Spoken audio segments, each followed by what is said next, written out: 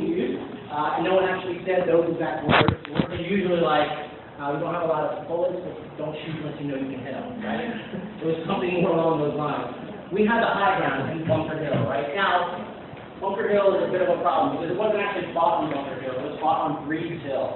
But because of land disputes and some confusion while they were taking the hill, it became known as Bunker Hill. But the battle took place on Breed's Hill. Even though Bunker Hill was strategically better and probably would have actually won that battle, someone by the name of William Prescott, named me, took the wrong hill and lost that battle to the British general, General Howe, who was now in command of the British Army. It took Howe three attempts to get up the hill, but on the third attempt, he beat the you-know-what out of everybody. And the weird thing is that Howe actually lost over 1,400 soldiers. That's because of his 3 attempts to try to get up the hill. You know, we had the advantage of the height. However, they still took the hill, they still beat us back. We lose one of our first martyrs of the American Revolution that is Dr. Joseph Warren. Please tell me you know who Dr. Joseph Warren is. I'm going to tell you, you have to look it up. You can hear me for that. He was also a son of the Revolution. Sons of Liberty, sorry. So that's the battle. What we're looking at here is the Battle of Breed's Hill. There's going to be a test on that later. I'm going to ask you. Breed's Hill. Washington then takes command after the Battle of Breed's Hill is over, and then now what does he do? He basically laid siege to Boston, right? He laid siege against Americans, because Americans are still in Boston, but there's mostly British there, and for almost 9 months, bombarded Boston with big giant cannonballs. And then that's when General Howe needs to leave, and he retreats up to Canada, and he waits for about 40,000 more soldiers to arrive from Britain, and that's supplemented by Hessian militia. The Hessians are the German soldiers that joined the British to help beat us back. The Hessians were known as cannibals. So anytime an American soldier saw a Hessian, they ran in fear because they would eat them. But what we're looking at here in Dunsmore is this is Colonel Knox, who later on becomes General Knox, who was put in charge in command of the cannons. Right? And so this is him coming out to Fort Tavern in Ticonderoga to come. No, the high five was the weight. We'll get it right.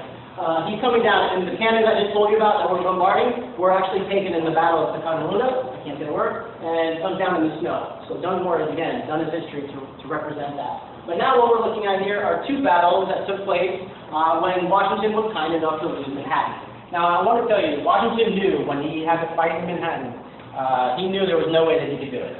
Right? His theory was, I don't have to win, I just can't lose. Right? So Congress insisted that he do everything he can to protect Manhattan. And he tried. He tried. But when you're going up against the biggest navy in the world and you're trying to hold an island, do you have a chance? And so he was beat back from the Battle of Long Island, which took place on August 27, 1776.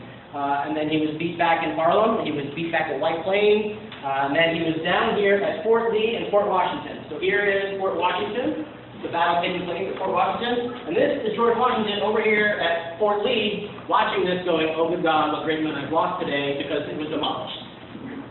And then the British, of course, later on take Fort Lee, and Washington has to leave New York. But when he leaves New York, something very big happens. He now marches down into New Jersey, and he stops across the Delaware River from this little town, this little beautiful town known as Trenton. Anybody here in Trenton? It's not so beautiful, right? That's what I don't know. Everybody here know the Battle of Trenton? When it took place? Anybody? Kind of? Can you give me a year? So it took place on December 26, 1776. Now, the significance of the date is that during the winter months, there were no battles. Typically, people took the time off, if you will, right? So General Howe is now up in New York, enjoying the ladies, because he was a ladies' man. What was left down in Trenton were the Hessians, right? About 900 Hessians were there to protect the city of Trenton. Washington, who gathered intelligence from a local citizen, realized that if he were to attack during the winter months, he had a really good chance. He was taking a big chance because his men, his soldiers, had hardly any training still. They were scared to death. They hadn't won a battle yet, and they were just ready to leave. No food, no shoes, no socks, no service. So Washington pleads with his men. He gives this really great speech that says something like, you've given so much. Your lives are at stake, your families are at stake, your land is at stake. I ask this last bit of you, basically saying, before your commission is up and you leave me, but he was a great leader, and that's why they continued to follow him in 1783. This also would have been an important time in history. This Valley Forge, right? A lot of people study this in history class about when they're 1777 to 1778, Washington goes to Valley Forge and he lays up, and a lot of men die because they don't have any clothes, food, you know, and they're dying, but they survive through. During that time, a gentleman from Prussia, Germany, shows up. His name is von Steuben. Anybody know that name, von Steuben? He shows up and he trains a small corps of officers how to march, how to form, how to shoot, trains them day and night until finally they learn, and then they go on and they train their men, and their men train their men. When the snow melts in 1778 and Washington was ready to fight again, he did not have a killing machine. He now has a standing army. It's amazing, right? Almost overnight, Washington created this completely different army. And they go on to win battle after battle. For a while, they still lose, but he had a lot of wins, which he needed, just like any good football game, right? Over here, this is a very important painting that Dunsmore had created. Now, this is a legend in the fact that it's called the Mall Picture. Anybody here from Jersey? Okay, Mall Picture is not just a rest stop. I promise you, Mall Picture is an important story about two women who fought during the American Revolution. And what you're looking at here is one woman representing both. During two separate battles, almost the same story takes place. The women who were with their husbands on the front lines, right, were there supplying, bringing water, helping with the wounded, there on the front lines. In this particular moment, twice, this woman, we'll call her Margaret Corbin, because that's her name, she comes with supplies, with water, and her husband is shot and killed in front of her. Her husband, who is manning the cannon, is shot and killed. She picks up right where he leaves off and continues to help fire this cannon. Subsequently, she's injured herself and receives a pension. And then another woman, the same story sort of happens. Both women receive pensions at the end of the American Revolution. This is an important painting that Dunsmore has brought to life for us, right? It's important to know that there's also theories that women dress like men to fight in the American Revolution, which was really easy because men had long hair back then. Also children, 12, 13 years old, we're picking up guns and fighting in the American Revolution. I couldn't imagine that, right? And a little known fact, too, is that about 5,000 African-American slaves helped fight for independence, knowing they would never get it themselves. Some didn't have a choice, some did it on their own. Nevertheless, these 5,000 slaves came out to help support the cause. The story I'm telling you is another part of why I believe it wasn't just the French. It wasn't just because of the French that we won. It was because we had the cause. The British just had a reason, like, yeah, we just want to stop them, I don't know, one punch, right, one defeat. We had a reason, we had a cause, and it was called the glorious cause. And we needed to fight, and we needed to win. And we did just that, right? So, having skipped the entire Southern Campaign, which is just as important as the rest of the campaign, we come to the end of the Southern Campaign in what some to believe the end of the American Revolution, which is the Battle of Yorktown. This took place in Virginia, right on the water. And the significance of it being on the water is that we trapped General Cornwallis, who is now in charge of the British side. We trapped him in the town of Yorktown. And the French finally come through for us, and they cut off the British fleet, which would have changed history as we know it. Cut off the British fleet. The French Marines now come in. Lafayette himself comes in with his little band of giants, comes in, and they start to lay siege. And for 9 days, they lay siege to the small town of Yorktown, and they bombard them again with these cannons. Now, I want you to know, it wasn't just soldiers that were being bombarded by giant bombs. It was civilians that were also being bombarded by giant bombs. I think that 3 times fast. This goes back to what I was saying earlier. Yes, we were Americans, and yes, we had a fight, but we were also involved in atrocities, just like everybody else in the war. Nice to know about that story. Nevertheless, after 9 days, the white flag goes up, and Cornwallis calls it sick that day, and he's not even man enough to come out and surrender the white flag. They sent out a gentleman by the name of Charles O'Hare, a little man that you may not have heard of, but he has the pleasure of putting something on his resume that no one else ever can. He had to surrender to General George Washington and Napoleon. That's pretty cool, right? I want a t-shirt that says that. I surrendered to Washington and Napoleon. So, obviously, another battle, another country. Charles O'Hare is captured, and he has to surrender to not General Napoleon, but the colonel at that time. Nevertheless, Charles O'Hare is sent out, and today, that is what really becomes the end of the American Revolution, which is depicted right here, known as Evacuation Day. 2 weeks leading up to November 25th, after the British finally surrendered, George Washington and his officers meet with other officers of the English Army and basically figure out how over 20,000 people are going to leave New York. Remember I told you that Washington lost New York? Well, guess who moved in? British. And it was their headquarters. So, Evacuation Day, leading up to November 25th, Washington's saying, you gotta get out. And they did. And I'm going to talk more about Evacuation Day when we get downstairs. But Dunsmore, again, has done a really good job. Now, as I mentioned, this is the end of the American Revolution. We have some great portraits. I welcome you to come back and look at them. But basically, you're just looking at some pretty faces. I want to move on to the next room. This is where the stairs are. Yeah, I got it. You got it covered? Okay. So, before we move on, just know, watch your steps, because I've fallen down the stairs a couple times. Number two, you are now going from the 19th century back into the 18th century. And I'll explain to you why. Follow me.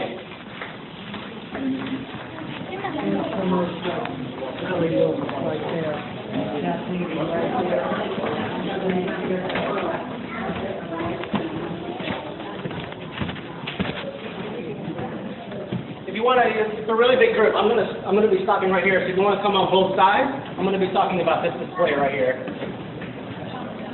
Oh, that's okay. You can finish this one. All right, so as I mentioned, you just now stepped back in time. You were in somewhat of the future there in the 19th century, and you've come in here to a structure, and I stress the word structure, that was built back in 1719. So we're looking at almost 300 years old. Right? Now, why do I emphasize the word structure? Because this building and others in this area suffered a lot of fire damage on numerous occasions, the last one being in 1845, when a lot of the buildings were destroyed and then thus reconstructed. If you go over to Stone Street, which is the stone throw away, it's a bad joke, but I said it, you'll see on there the historical plaques that say, date back to 1845. So this was recreated in 1900, okay? Just so you know, this was going to be sold. Whoever owned it at that time was going to sell it, turn it into a parking lot, because there were a lot of carriages, apparently. But the city of New York understood the significance, the historical significance, and claimed eminent domain, meaning they said, we want it and we're going to take it. Right? That's kind of interesting. Nevertheless, I'm glad they did. In 1901, the Sons of the Revolution were looking for a home, and they bought this one. And in 1907, they opened up the museum, the very museum that you're standing in today, which is, of course, the 8th oldest museum here in Manhattan. We don't make the claim to be the oldest, because we're not, although everyone else here in Manhattan claims to be the oldest. Everyone else in Manhattan claims that General George Washington ate there, drank there, slept there. They're all wrong. We have proof. I'm going to show that to you in 1 minute. But what I want to show you here is a mock-up of what they think it would have looked like during those times. So this is Fraunces Tavern. This is where we were when we were in the flag room. And then we marched in here, into the Dunsmore, and then now we've come here back in time to 1719 to what was originally a home owned by the Delanceys, a very rich and prominent family during those time periods. This is Pearl Street, still is, Broad and Water. Why these names, Water, Pearl, and Broad? If you were to look out these windows in the 1700s, you would be looking at the water. If you were here in the 1600s, you'd be swimming right now. Right? So this is landfill. That's what filled in all the way out to Battery Park over centuries. But in 1700, when Samuel Francis bought the joint in 1762, the water was right here. So imagine, if you will, it's we'll say July 4th, right? 1776. The announcement is made that the colonies are claiming independence, and you're going to come to Fraunces Tavern and have a drink and celebrate. Maybe you party through the night, and the next day you're still partying, and you look out this window, and right around the time of the signing of the Declaration of Independence, guess who's coming at the doorstep? That's right, about 140 warships would have been seen right from this spot, right here. So, finish that beer and run. I'm going to talk more about the tavern when we get downstairs and the importance of the tavern. You can understand what took place here, the importance of what took place here. I started to mention that people here in Manhattan claim, right, that George Washington's blood came drank there. Use the bathroom there, right? A lot of it is malarkey. It's a word from the 50s. You'll understand one day. It's not true. We know it's true because we have one relative in this room, besides George Washington's tooth, please don't go, that explains what happened. You live in the hill. Over here. We think it's his tooth. But I noticed there was a kid on my last tour missing a tooth. We have a primary source that tells us what's it. I'll show you in a second. We have primary source of what took place here on 2 occasions, and the first one was the evacuation day, which I started to tell you about, and the other one is his farewell speech. That relic is right over here. Follow me. You knew. How did you know? Good. I can read. I don't know what I did with my water. I left my water somewhere. All right. Drum roll, please. No, I'm just kidding. You don't have to. Behind this bulletproof glass. Bulletproof? Really? No, it's not bulletproof. Just making sure you're not sleeping. Are the actual memoirs written by Major Benjamin Talmadge, whose great-grandson was a member of the Sons of the Revolution, who was responsible for opening this museum, along with a few other people. Major Benjamin Talmadge, this is his handwriting, his penmanship. It's not a copy of the book. This is his actual book. He was here during Evacuation Day and during George Washington's farewell speech. So to be fair, we have Major Benjamin Talmadge's account of what took place on that farewell speech during that day. Although we do have a secondary source, which they're looking at right over here in our Tiffany counters. There's a newspaper article that talked about Evacuation Day and the toast that took place. So we have sources corroborating Talmadge's stories. Speaking of corroborating, do you know what Major Benjamin Talmadge did before he was writing his memoirs? He was a spy. Pretty cool, right?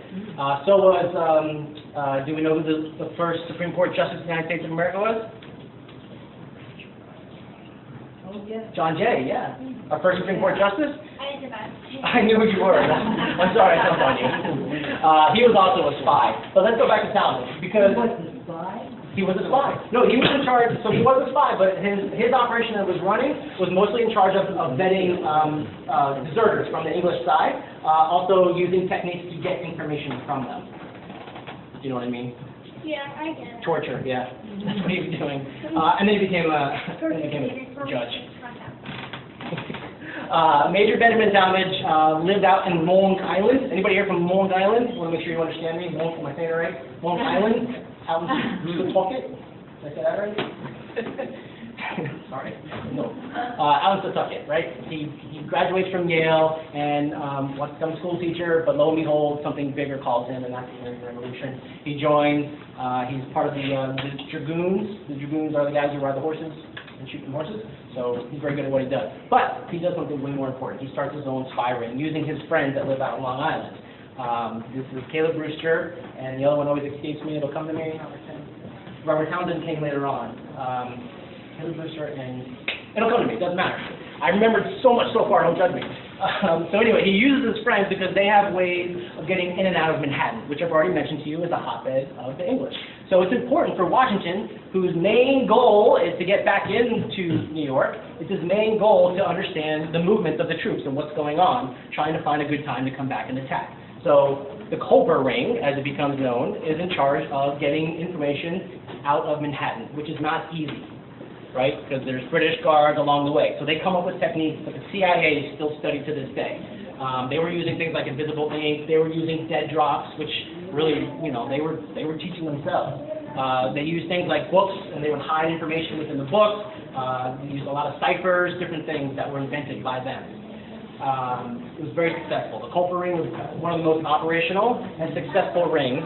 They're known for, although there's theories, they don't know for sure, but they're the ones who figured out the plot of Benedict Arnold, right? We all know Benedict Arnold, one of the greatest generals of the American Revolution, right? Nobody knows that. They only teach you that he was a traitor. So he made one mad mistake, right? But he was upset. All right, so it doesn't give him the right to do it. Yeah, it was the Culper Ring that we think discovered his betrayal, but there was also the British side, and there was a man by the name of Major John Andrews. Have we heard this name? He was the man in charge, the man responsible for turning Benedict Arnold, who after their first meet, Benedict Arnold and John Andrews, guess who got caught? It wasn't Benedict, or John Andrews gets caught. Now, Major John Andrews was an officer. He was a gentleman. There's a movie named that too. But when he was captured, should have been given an officer's death. But George Washington, who sent Nathan Hale off to his death, George Washington was not having it in sweet revenge mode. He said, no, you will not be shot. The place where George Washington stood. The only rule I have is there's no photography of any kind. I don't make the rules, I don't always follow them, but I have to tell you that there's no photography. You're welcome to do sketches and things like that.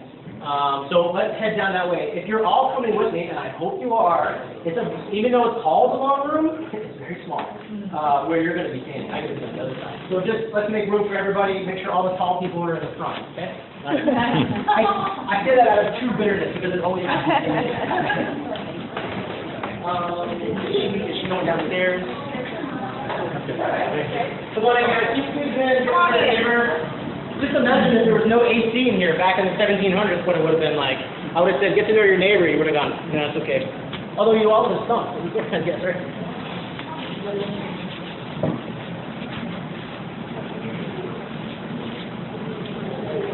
I'm assuming that I have a really, really big group today because it was free. I'm glad you guys are taking advantage of it. Anyway, where are you going to next? Don't get the Indian game. That's free every day. Nice. Okay. I should go myself. Say what? What did you tell me, man? What did you tell me? Let's see, can we squeeze in just a little bit more? Just a little bit more. Awesome. Thanks, guys. I'm sure it's in here. No, I don't. All right. Welcome to the sign of Queen Charlotte. I know you're like, wait, this is Fraunces Tavern. You're in the right place. This is what it was originally called. But then in 1762, this handsome young gentleman right here by the name of Fraunces, he came and he bought the establishment and he turned it into one of the most popular taverns here in Lower Manhattan. Now, when I say Lower Manhattan, it pretty much that was Manhattan, right? So they built, well, I'll ask you, do you know why Wall Street is called Wall Street? It was a wall. It went from one side of the island to the other, meant to keep the savages out. Today, it brings the savages in. I'm going to digress. Everything south of Wall Street was known as Manhattan Island. Okay. Now, picture how small that is, right? For every 55 inhabitants in Manhattan, there was one licensed tavern. So, there's not quite 55 of you, but it would have been another tavern just down the street. It's interesting, if you go back to the Dutch, when the Dutch came to what was known as New Amsterdam, New York, right? When the Dutch came here, they had decrees. Their decrees said two things. You must build a church and a tavern. Those are the two things that were decreed in every town that was built. I think that they kind of followed suit when the English came.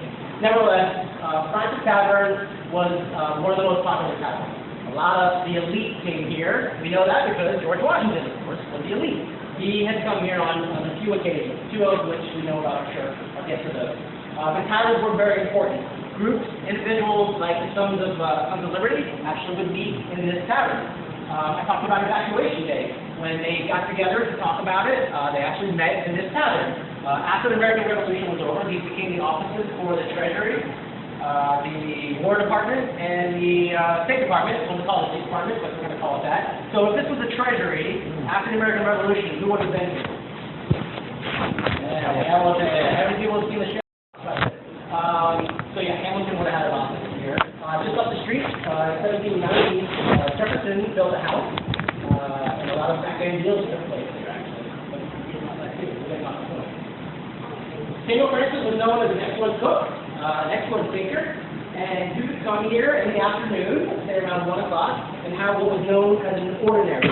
Another name for family-style dinner, but the Italians hadn't come around yet, so they called it an ordinary. And you could sit down at a table just like this one. By the way, let me just stop. This is not originally from the tavern, okay? But this furniture, the floor, dates back to the 1800s from other taverns. It's on loan from other curators, that's why it's You come here, 1 o'clock in the afternoon, you sit down next to your neighbor, maybe your neighbor, you're spying on him, that's what you did. Oh, let me interrupt myself again, by the way. This gentleman right here that you're looking at was also a spy, right? He owned a tavern. So he was a great spy because he got a lot of information. But he was also, at one point, when he moved over to Pennsylvania, was captured by the British, forced to come back to New York and serve for one of the royal governors. That's what he was doing while he was serving for the royal governor. Spying, that's right. He was recognized at the end of the American Revolution for being part of it to find where was that? Ordinary. Fine. You're sitting here with your friends, and what would come out is these big platters like you see here, full of food, and everybody would meet off at the same place and enjoy each other's company. Then the bartender would mix up this giant concoction, rum, whiskey, juices, sugar, molasses, and it would have gone in a big giant bowl. And that bowl would have also been passed around the table, and everybody would drink from it. Gross. That's also why they got it at a very young age, because they didn't confirm that. That's my own theory. But it's interesting to note that somewhere, someone did some sort of a math equation that came up with that each citizen drank about 7 gallons of alcohol a year. Now, if you're in college, it's not a big deal, but that's a lot of alcohol per person per year. But that's also because they couldn't drink the water. Like, nobody drank the water in college. So, Me? yes. No, I graduated already. Did you know what problem? Yeah. Glad you get me in trouble. What was that? Yeah, they couldn't drink the water. Yeah, thank you very much. Because, well, dysentery, diseases, they didn't have, like, antibiotics and penicillin. Another reason why they probably died at a really young age. But, nevertheless, we're not here to talk about the habits of the individuals who came here, because they were horrible habits. We're here to talk about the fact that General George Washington stood in this very room on 2 occasions that we know of. As I mentioned to you, they were marked down in Talmadge's memoirs up there. The first one being Evacuation Day. Okay? So, Evacuation Day, I told you, they negotiated how the British were going to leave. Washington, it's a theory, it's not really been proven, has been said to have re-entered into Harlem in Manhattan on the very day and time that the last soldier was leaving, the last British soldier was leaving Manhattan. So it's kind of a dramatic way of saying Washington re-entered Manhattan, much like Caesar re-entered Rome. Washington comes in with his army in tow, and he makes a few stops. Stops at Harlem, and he stops at a tavern. He makes his way down to the Bowery, and he stops at a tavern. He comes down here to Fraunces Tavern, and he stops here, and yes, they throw a big party.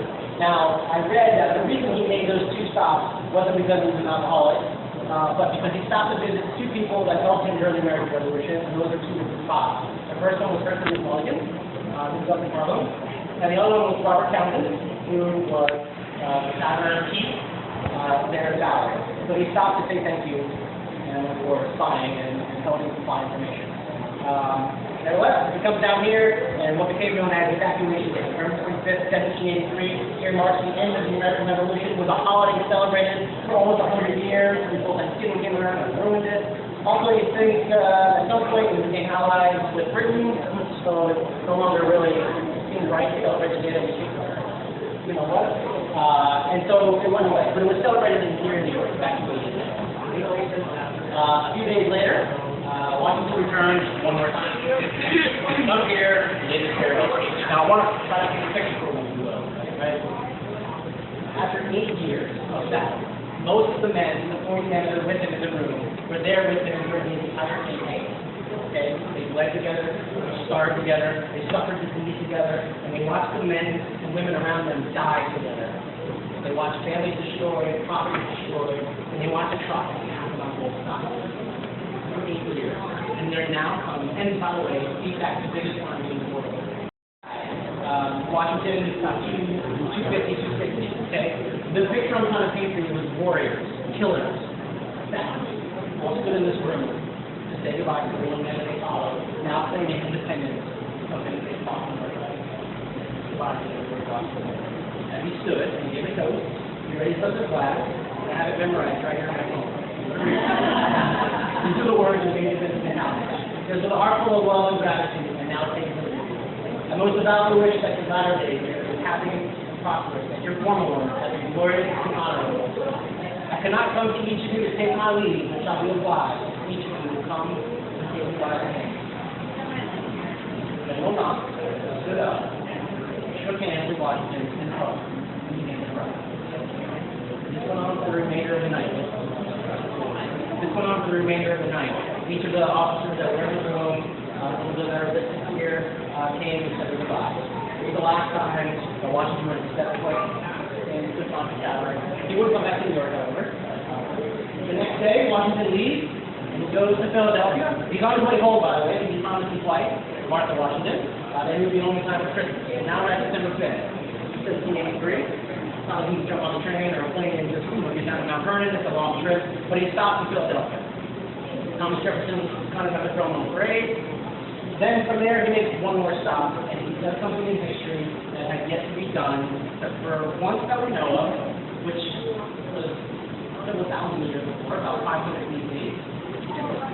Washington goes to Congress, he goes in front of Congress, he gives this great speech, and at the end of the speech, he lays down his sword, and he gives up power. Washington had an entire army at his back. Washington was, the soldiers begged him to attack Congress because of this American Revolution. They wanted Washington to be king. They called him His Excellency. He had everything he needed. Even history provided for him the idea that he should come in and take power. He said no. And it set a huge precedent for what took place. Washington finally gets home in time for Christmas. And he thought, that's it, I'm done. I'm going to be a farmer. I'm going to make my whiskey, my tobacco. I'll call it a day. But then they called him again. And they called him again. And they brought him to Philadelphia. And he presided over the Constitutional Convention, which took place in 4 months. You know that? The Constitution is created in 4 months. I think it needs like 4 months to change some of that language, that mayor part. I think a little, I digress. He presides over that. He goes home and he says, I'm done. I've done my duty. I've served most of my life. I've started 2 wars. What else is there? Well, guess what? They call him back and they say, you need to be the president. They bring him back into New York. They swear him in just on the street from here at Federal Hall. The Bible that he was sworn in on used to be here. He's now moved to Federal Hall. So though it's closed today, he's sworn in and becomes the president of the United States of America. And for 8 years, he served as the leader of this country. And it's not easy. Because all those that were following him and they were all behind him, suddenly were like, he's a dictator? Because he had a rule, right? He has to be the president, but he had to lay down a lot of laws in order to keep the country together. Because he also had people like, don't hate me for this, Thomas Jefferson, Madison, and Hamilton, who were trying to rule the country. They don't talk about that on the show, do they?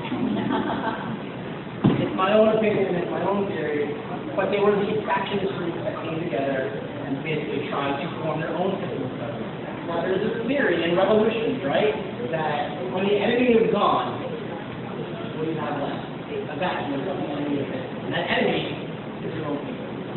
And they're trying to come up with their own agenda. Washington was a big part of how the agenda would take place and kept the country together. Adam came in and the story, but nevertheless, the country moved forward. After two terms, they came to Washington and said, we want you to be the president again. And he did it again. And he said, no. Could you imagine that? 3 times he had power in his possession. And 3 times he turned that down. But by the way, the second time was during the convention, the Constitutional Convention, he said very little. His only influence was a nod and a no. That was it. He said very little. So now we're here, and he's no longer the president, and he set precedent that takes place for years up until that deal. Right? So no president runs more than 2 terms until President Delano Roosevelt. Now I'm sure they tried. It was 4. That's true. That's a very, very good point. But he served 4 terms, and he died in his 4th term.